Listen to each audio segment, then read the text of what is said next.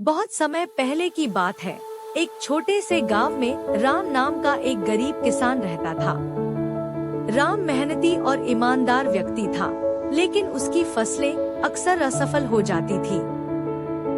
उसने कभी हार नहीं मानी और हमेशा भगवान से प्रार्थना करता कि उसका परिश्रम रंग लाए। राम का एक पड़ोसी था, श्याम, जो बहुत ही चालाक और धूर्त व्यक्ति था।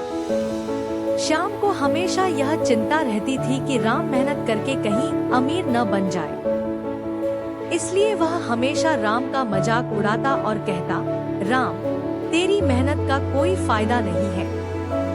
भगवान तुझसे खुश नहीं है, इसलिए तेरी फसलें असफल हो जाती हैं। राम ने श्याम की बातों को नजरअंदाज किया और अपनी मेहनत जारी रखी। एक दिन राम को खेत में काम करते हुए एक पुराना बर्तन मिला। उसने जब उस बर्तन को खोला तो उसमें से एक जिन्न निकल आया। जिन्न ने कहा, मैं तुम्हारी मेहनत और ईमानदारी से बहुत प्रभावित हूँ। मैं तुम्हें 3 वरदान दूंगा। राम ने पहले वरदान में जिन्न से अपनी फसलें अच्छी करने की मांग की। दूसरे वरदान में उसने अपने परिवार की खुशहाली मांगी। तीसरे वरदान में उसने अपने गांव के सभी लोगों की भलाई मांगी। जिन्न ने सभी वरदान पूरे किए और राम की फसलें लहलहाने लगी।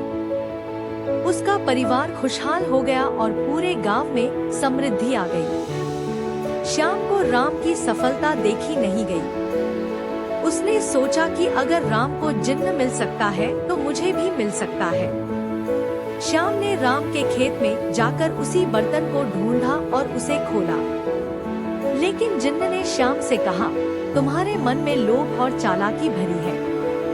मैं तुम्हें कोई वरदान नहीं दूंगा। श्याम ने बहुत मिन्नतें की, लेकिन जिन्न ने उसे चेतावनी दी कि अगर उसने ईमानदारी और मेहनत का रास्ता नहीं अपनाया तो उसे और भी मुश्किलें झेलनी पड़ेंगी। श्याम ने अपनी गलती समझी और राम से माफी मांगी। राम ने उसे माफ कर दिया और उसे सच्चाई और मेहनत की राह पर चलने की सलाह दी। धीरे धीरे श्याम ने भी मेहनत और ईमानदारी का रास्ता अपनाया और उसकी भी फसलें अच्छी होने लगी। गांव में सब लोग खुशहाल हो गए और सबने यह सीखा कि सच्चाई और मेहनत की ताकत ही असली संपत्ति है। इस कहानी से हमें यह सीखने को मिलता है कि सच्चाई और मेहनत से कभी हार नहीं माननी चाहिए। चाहे कितनी भी मुश्किलें आएं, अगर हम सच्चे दिल से मेहनत करेंगे तो सफलता अवश्य मिलेगी।